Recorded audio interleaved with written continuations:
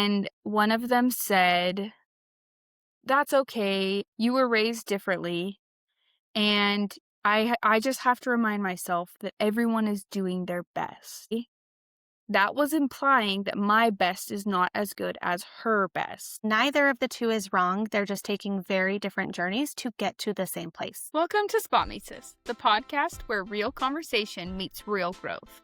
We're Michaela and Bryt. We're moms, business owners, and friends who work out together, and we believe that everything gets stronger when you put in the reps. From faith and finances to mindset, motherhood, and all the messy middle, these are the conversations that happen between sets, and now we're bringing them to you. Around here, we believe growth happens when you stretch your muscles and your mindset. So grab your favorite drink and let's get into it. Look at my Santa shirt. I love it. I only have Oh, you're so festive. 14 more days. Welcome back to another episode of Spot Me Sis. Today's sponsor is The weather. the sunshine. The sun. Richard, my husband checked the weather yesterday. It's like mid-60s all week. It's amazing. We And- live, for those who don't know, we're in Cedar City, Utah. It's like, Mid-December. yeah, it is about mid-December right now. And so And we that's- have had no snow and we've had all sun. yeah, I'm okay with that. I'm okay with that too. I mean, My I wish it hus- was a little Christmassier, but Yeah, my husband is like, this isn't good. This is, he's always. oh, right. We had Yeah. an area fast about it. Yeah. Oh, right. We should be concerned. But also, we're very, very grateful for the amazing weather and the sun. Yes, it's been nice, I have to say. Okay. So, Today, what are we talking about? well, I wanted to talk about spiritual gifts today. Okay, we talked about that yesterday. Yeah, we did the a day little before? bit. Let's talk about We it. did a little bit. Because here's the thing. So I have talked with some people recently a little bit about it. And there is a spiritual gift that I would say is, like, the name of it, I would say is like either the gift of faith or the gift of believing. Okay. And this friend of mine, a couple friends of mine have that gift, and my mom has that gift. The gift of believing. Believing. Yeah. I do not have that gift. I really don't. Not to say I don't believe, but like that's just not a gift I have, of just What's the alternative? believing. So I don't know. Should we figure out what the alternative would be? I haven't named it. Okay. I don't think that I necessarily have the gift of believing. Mm-hmm. I do have the gift of faith. Would you say that's the same? I would say they're similar, maybe Okay. not the same, Okay.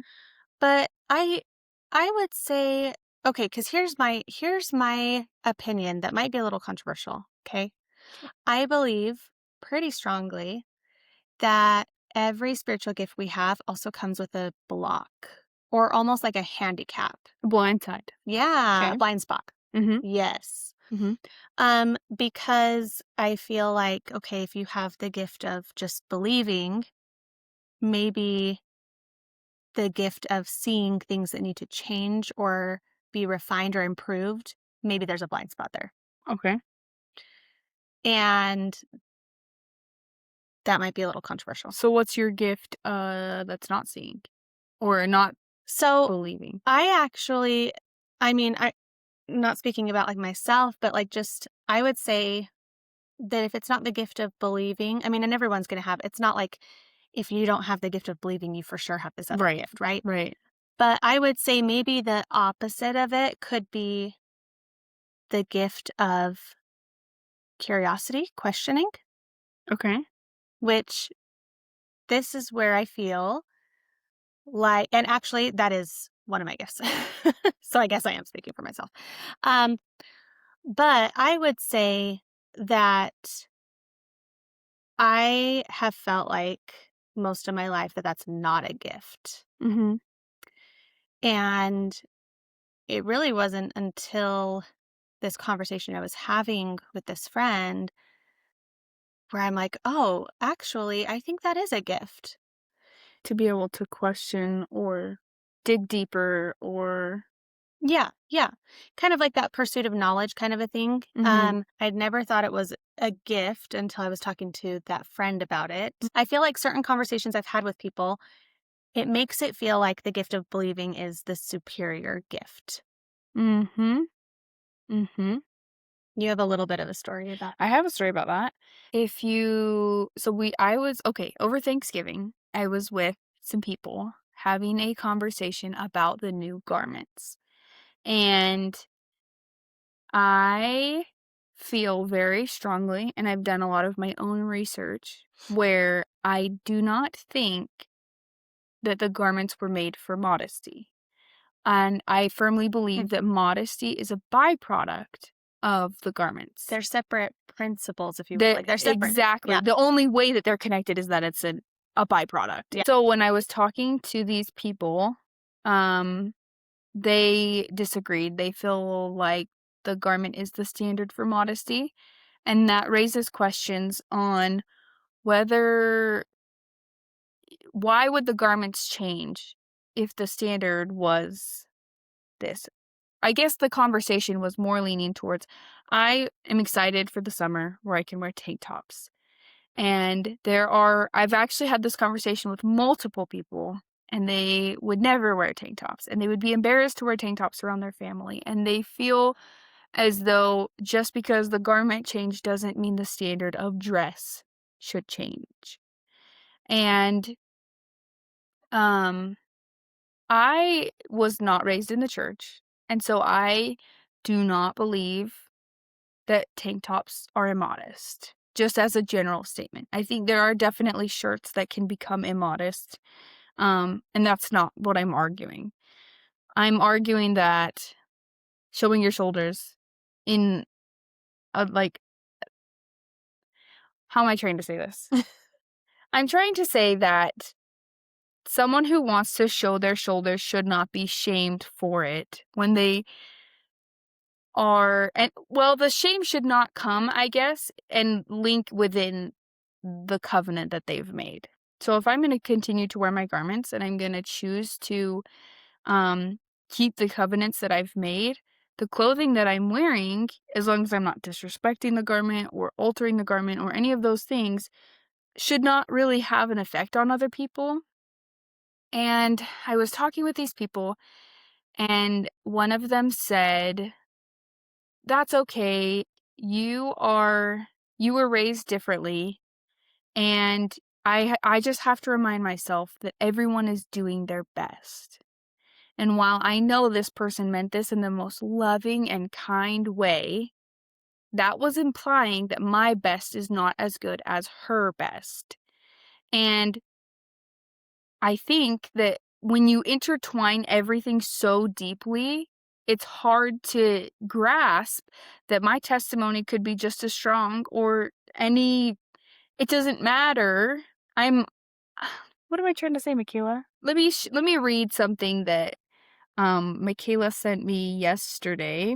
Yeah. So this is from on Instagram. This account is from the Overflow. Is that what you're talking about? Yeah, Okay. mhm. So this is the from the Overflow account on Instagram, and he does a really great job of just sharing thoughts about the gospel. And I really, really loved this thought that he shared. So he talks about how he believes there's two types of church members: iron rod members and Leahona members. I love this. So he describes the iron rod Latter day Saints as knowing exactly where their next step is going to be. This is where I would classify the people in my life who have that gift of believing. This is how I would describe them. Mhm. Their focus is close at hand, and they know that if they keep their grip solidly on the rod, they'll get where they're going. Mhm. The Ahona Latter day Saints, on the other hand, know where they're trying to get to. They know what direction they're headed, even if the path isn't clear to get there. And then he says neither of the two is wrong. They're just taking very different journeys to get to the same place. The body of Christ needs both types of Latter day Saints: the unflinching certainty of iron rod church members who bring stability and consistency to our worship, and the exploratory faith of Leahona members who help us deal with complexity. I loved this because when you sent it to me, the part that stuck out to me was neither of the two is wrong. They are just taking very different journeys to get to the same place. And this is actually where the conversation led on Thanksgiving that I was telling you about, where the person that I love very much was saying, um, "You're just you're just doing the best that you can." And with that implication, it's that my best is not as good as your best, where really my best is different from your best, and it has strengths and weaknesses Just like yours just like does. yours does. And so, I don't know, I just love that because I would never my husband is very much a what are they called? The iron rod Iron ladder? rod. He's very It's much that. more black and white. Yes, Yeah. and I love that, and I think that he is a solid foundation for our family and a leader and all of those things, and I would never change that. Mhm. And that doesn't take away from my ability or your ability to have external thoughts or bigger ideas or different ideas, and not bigger in a bad way, not that. Not that they're small-minded at No, all. no, no, no. Just that, like, I have a different perspective, and it's not just because sometimes I think a lot of people fall on that, "Well, you weren't raised in the church." And I could maybe have these thoughts and still be born into the I church, was I was born in the church, and I have and you have I these have those thoughts. thoughts. And so I think it's easy to dismiss people, Yeah. and maybe not from your perspective, but from mine, where I'm like, I just because I'm a convert does not mean that, like, that is the only sole overarching thought of train of thought that I have. Yeah. I don't know. Yeah. We were talking about, like, going so I actually love okay, I love that he says this last thing that he said. He said, "The exploratory faith of Liahona members who help us deal with complexity." Because this is actually where I feel like, both are so needed, and I just have this view because I feel like I've seen the gift of believing so much in my life that that's, like, what I've seen, and I've compared myself to it, like, "Oh, I'm not as good as that," right? Mhm, It's, like, the superior gift.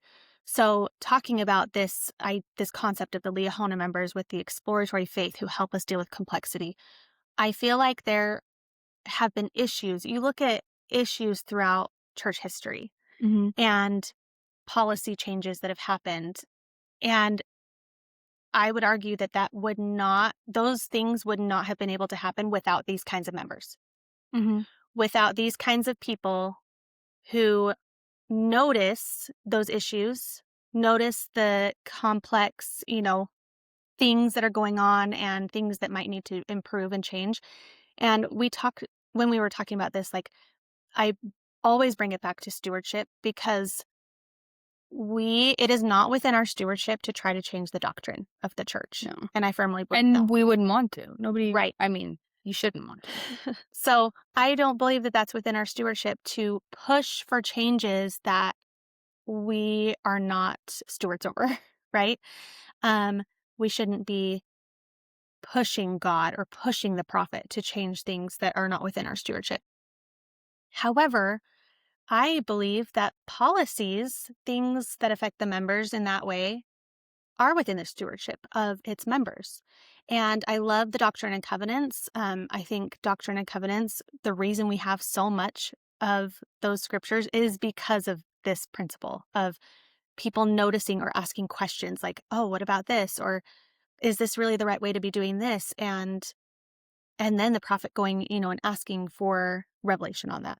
And I don't believe that we should just sit back and be like, oh, the prophet's gonna like figure everything out for us, right? Mhm, mhm. Um, Well, I mean, even in so many ways, like, we're given roles in the church, callings in the church, and why would we be given those little bits of stewardship if we weren't meant to use them? Those leadership roles, those mhm. influential like, I mean, any role that you have in the church is influential, and why wouldn't you I mean, they delegate so much. If you go from one ward to another or one stake to another, it's ran very differently because we are different people with different abilities and strengths, and why wouldn't those policies fit?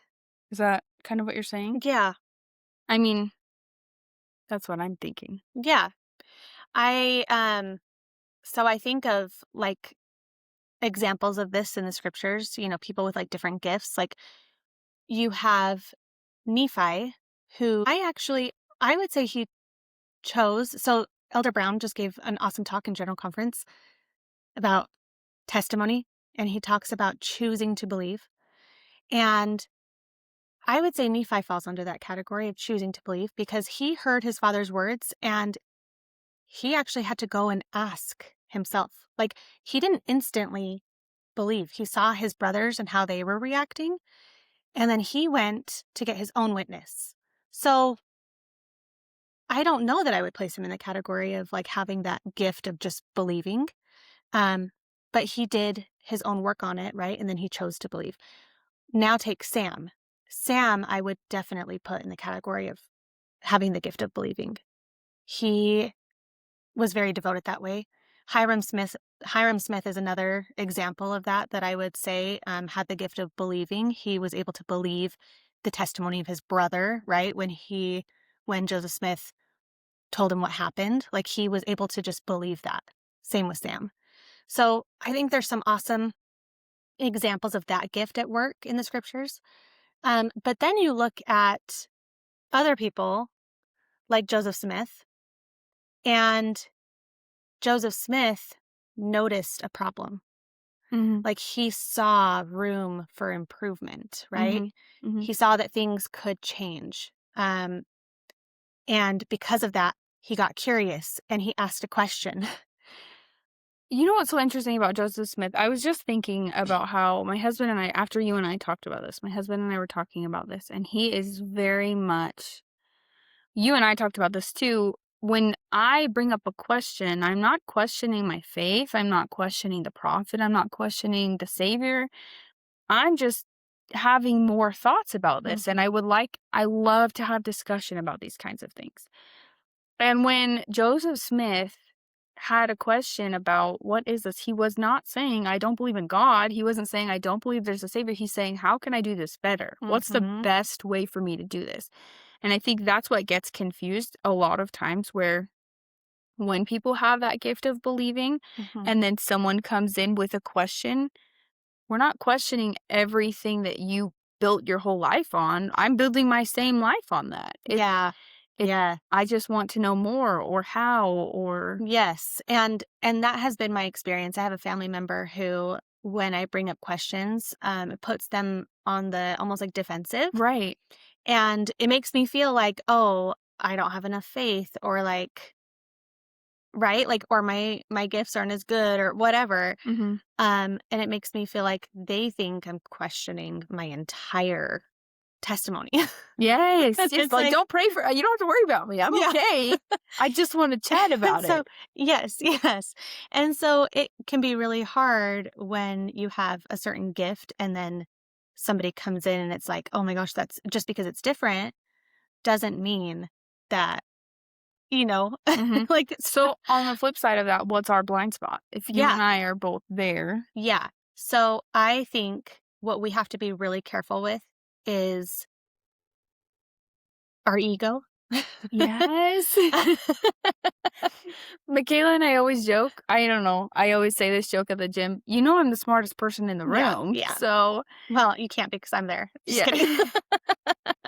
That is Um, what we have to watch that for, though, is thinking that we know better. Seriously, yes. Yes. Yes, thinking Mhm. that we know better, that, our pursuit of knowledge, like, makes us superior in some Yeah. way, right? And so, Yes. yeah, so that's the thing. We're not harping on people who have the gift of believing because We've we got our have own issues. we have our own issues for sure.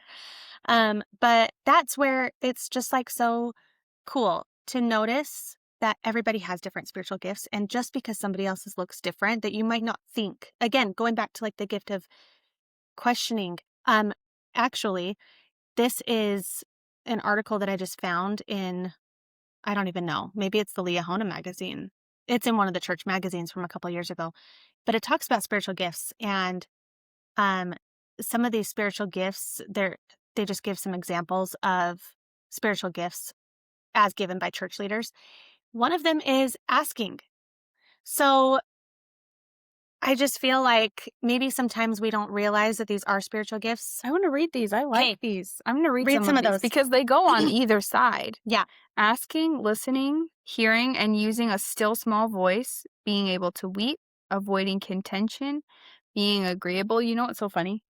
My personality type, I know someone who avoids contention and is agreeable in every circumstance, and I see that person as weak. But that is a spiritual gift. That's It something is, that but every spiritual gift, like I said, I firmly believe that right. everyone has a blind spot too. So that could be taken too far, right? Mhm. You're exactly right. Let's see, not passing judgment, looking to God for guidance, caring for others. Wow, there's a lot of these. Offering prayer, yeah, teaching clearly, working Expressing hard. hope. Actually, Relating well with people, that's a good one. if you want um a really, really, really good talk, super good talk, I need to look at the name of it, but it's by Marvin J. Ashton. Okay. He does the best job of talking about spiritual gifts. It's called There Are Many Gifts. Okay. And he gives such a good talk about all types of spiritual gifts. Like he goes way beyond kind of the normal ones that we always hear about. Mhm. So that's a really, really, really great talk. Do we have show notes? Can we Yeah. put them in? Yeah. Maybe we'll We'll put it in the show notes. we'll put it in because I wanna read that one too. Yeah, it's one of my favorite talks. Um really, really good. So, yeah, I just feel like if we can all recognize, oh, that could be a spiritual gift instead of putting a wall up like, oh, Mhm. that's not a faithful view or that's not good, right? It's like maybe we can look and see if it could be a spiritual gift. This is exactly where I was going with, like, the other wards and the other leaders and all of those things, because when you're in a role and then you replace someone else or someone replaces you or you go somewhere and it's totally different, it's so easy to say, like, "Why are they doing it that way?" Or, "That's not how they should do it," or, "That was wrong, I'm changing all of that now." And we really were given such different gifts in this life. Like, we don't all have to fit. I feel so strongly that we don't all have to fit in the same mold. We don't have to act the same way. We don't have to have the same gifts. And that's why we're here to learn from each other and to share with each other and to serve each other. Because to me, there's no other reason why we would be different. Yeah. Yeah. I also I feel like spiritual gifts, so we know that they're given to us to bless us and also to bless the lives of others, Mm-hmm. right? Mm-hmm. I also think they're given to us to grow because I don't feel like we can have a spiritual gift or seek a spiritual gift without growing and becoming better and being refined in the process, which means inevitably there are going to be mistakes made. There are going to be blocks to overcome. There are going to be these blind spots that we have to kind of become aware of. So I feel like you can't have one without the other. Like spiritual gifts mean that we are going to have to work. Didn't we say in our last episode, there's opposition in all Yes. things? Yes. Came up with that myself. It's so inspired. And so this is actually a quote from Elder Juan Pablo Villar of the 70. He says, it is more likely that Heavenly Father will give us opportunities to develop those gifts rather than just granting them to us without spiritual and physical effort. So, like, that's not going to happen. Mm-hmm. We're going to have that spiritual and physical effort. He says, if we seek more patience, we may find ourselves needing to practice it while waiting for a response. If we want to have more love for our neighbor, we can foster it by sitting next to a new face at church. So it's like with these spiritual gifts, You're not trapped yeah, in a yeah. box. And it's also not supposed to just be this like, oh, that's my spiritual gift. So, like, that's where I'm just going to sit and be comfortable. Exactly. Like, there needs to be that growth that happens within that gift. Does that make sense? I agree with that. I agree with that. Yep. Okay, speaking of patience, I was reading a book this morning and they talked about this is something a little unrelated, but I just have to share. They talked about the gift of patience and having it and what a strength it is because in today's world, some people look at patience as a weakness. There's so much of that. Go and get it. Go and do it. Go and fix it. Go and change it. And in the book that I was reading, it was financial based on work for the thing, it'll take time, and then in the long run, it'll be worth it. But also, God's time is different too. And so, for us to have patience in something, it's not the same. Having patience is not the same as sitting around and waiting and kind of how you said, Yes. It's like, not passive. No, it's not passive at all, and to have patience in growing a gift or growing, in that instance, money or whatever it is, we live in such a fast-paced world that people lose that gift of patience, and they don't see it as a gift anymore, Mm. and I think that it's so critical just because you mentioned the word patience, that's what I was reading about. I really, really like that, and it makes me think of, like okay, so it makes me think of this I actually had a conversation with someone about this, like, several months ago, and I was talking about how so many people sometimes say, like, "Well, it's just not the right time." Like, Mm, it's just not God's timing, so I'm just waiting for it to be the right time, waiting for God's timing. And I'm like, I don't think that's always the case, actually.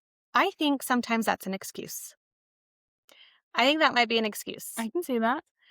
Where it's like, oh no, God just didn't want that to happen for me. And I'm like, I think sometimes it's easier to just pin it on God Okay, than having to deal with our own let stuff. me say this, okay? I'm 1 year into my business, and I have had thoughts of like, well, if God wanted it to succeed, really, it could have by Yeah. now. Yeah. I could have gone down that spiral. I could Yes. still go down that It's spiral. so easy. Whereas anybody knows you can't build an empire in a day. Is it how does that saying go? I don't Rome know. wasn't built in a day. Rome wasn't built in a day. And that's not to say that God didn't want it to happen. God like But he doesn't make things happen for us. Like, no. he's not just, like, handing he wants us to work for Why things. would we have agency Exactly. if it He wants us was to work for things, and so it doesn't mean that he's not behind us. Like, it doesn't mean that that's not his will or Mhm. right? That's something Mhm. I've had to work through is like, well, if this didn't happen the way I wanted it to, maybe does that mean, like, God didn't plan for it to happen for me, and so I was going against his will? Like, there's a lot that goes into that, and it's very easy to spiral, like It you said. is. And so but I think it's so much easier rather than dealing with our own shortcomings or having to take responsibility for our own, like, lack of effort or whatever it is, our own mistakes, or just dealing with, like, the fact that it's taking longer than we want, like, it can be a lot easier to put that on God, right? Mhm. And just say, "Well, it just wasn't his timing. It just wasn't his will for me. It just wasn't his plan," right? Mhm. Where it's like, "No, I I think it's less about it being God's plan for us and more about, are we gonna, like, do that?" You know? Because how many times have you prayed for something or asked a question sincerely over and over and over again, and you feel this was the right thing, and then it just Yeah. doesn't really work out Yeah. overnight or how you thought or anything. It's so hard for us to grasp what is God's plan or what is his Yeah. timing. And Yeah. so to make assumptions when you've already done the work and don't discredit the work that you've done. Like if you're Yeah. looking and seeking for personal revelation, you're praying, you're in the scriptures, you're going to the temple and you receive revelation, that wasn't wrong either. Yeah. Something that I had to, because this was a big thing for me, like, I struggled with this for a long time, this whole concept. Something that helped was coming to realize that there's not one purpose for me. Like, Mm, I don't have, like, it's one not thing that spelled I'm out. meant to do in this Yeah. life, and if I don't do it, then I failed. Like, I don't believe that. Mm-mm. And so I think there are lots of possibilities for us, and this is what helped me because 'cause I'm like, "Well, if there's lots of possibilities, like, how do I know what is aligned, right? Like, how do I figure that out?" And for me, it comes back to the desires because I have to believe, like, I have to stay anchored in the belief that those desires that I have do come from God. And that is my roadmap. Mhm. Like, that is my path, right? Like, following those things. So as long as you're sorry, you're good. So, like, if you are following those things and you are involving God in the process, you are on the right path. Like, you are aligned with God's will. Mhm. And if it's not working out or like the timing's not working out the way that you thought it would or whatever, that doesn't mean necessarily that it's not God's will for you. Mhm. I agree. And if you are sitting there listening and you're like, well, I don't have any spiritual gifts, Or bull crap. yeah, sure do. You definitely do. And again, we're going to link to this talk by Elder Ashton. Is this the same one? This is the same one. And I just want to read this little part from it. He says, one of the great tragedies of life, it seems to me, is when a person classifies himself or herself as someone who has no talents or gifts. When in disgust or discouragement, we allow ourselves to reach depressive levels of despair because of our demeaning self appraisal, it is a sad day for us and a sad day in the eyes of God. For us to conclude that we have no gifts when we judge ourselves by stature, intelligence, grade point average, wealth, power, position, or external appearance is not only unfair, but unreasonable. And then he quotes Doctrine and Covenants, section 46, verses 11 through 12, where it says, for all have not every gift given unto them, for there are many gifts, and to every man is given a gift by the Spirit of God. To some is given one, and to some is given another, that all may be profited thereby. And it's the parable of the talents, too, where, yeah, some people might be given a few more than others. Mhm. Like, it's not going to be perfectly, even or like the same, but every single person is given something. Do you think, though, that some people are given more gifts than others? Um, I almost feel like this is how people like discuss like nature versus nurture, Mhm. and I fall in Both. the both. Mhm. I feel like it's almost both because it's like, I do feel like some people can be given more, but then I feel like some people are going to seek more. Mm. So there Okay. is the seeking that we are commanded to seek after more gifts and develop the ones we have. And this is literally the parable of the talents, right? That those things are then multiplied to us. Mhm. And so I think that if we can have that vertical mindset instead of the lateral mindset, which I'm saying this as somebody who very much struggles with that, instead of comparing, we just like have the vertical, um, and put on our blinders and like, don't worry about what other gifts other people have, but like focus on the ones that you've been given and magnifying those and seeking after more for yourself. I think too, just going off of that, the lateral, you're all, it doesn't matter where you're at on the ladder, it just matters if you're looking up. That was kind of the same Mhm. train of thought of that conversation that I had over Thanksgiving, and I think, I think I'm gonna stop using that. I know that this is how I see it. There's a North Star up in the sky. It's late at night. There's a forest, and we're all on every point on the outside of the forest. In a Maybe I should do the circle this way. And we're all trying to get to the center of it, and sometimes there's waterfalls, sometimes there's mountains, sometimes there's a clean meadow that you can just walk through. It and you shouldn't see other people on the path. You shouldn't know where they're going or where they're at. Well, you should know you want them to all go the right way. But I think you can't escape that, like, doing the best you can, better or worse mentality if you're all on the same ladder. Yeah. And I think it's important to remember that we're all, like, on the outskirts of this forest trying to get to the center, and there might be a tiger in front of one person, and there might be a meadow in front of another. And I think it'll change as they go further I was going to in. say that doesn't mean they have a medal the whole way. No. Yeah. Yeah. Yeah. So, anyway, I like that. that's how I I wanted. like that analogy. Right now, I feel like I have a tiger in my path. You kinda do. I'm like, I think I'm at that point where I have a tiger. And so it's not fair for me to look at other people who are in their meadow, Mhm. right? Because I Mhm. haven't seen the path that they have had before or the path that they're going to have after. Yes, I feel like this is so profound. Good job, Britt. Oh, This look is at a us. great analogy. This is good. Alright, how can we end on a good note? Michaela has Um, some good news, okay, yeah, if you feel like sharing. I'll share my good news. Okay. I mean, it's like family good news. So my oldest son, Ashton, who's 13, he just had surgery like a little over a week ago now.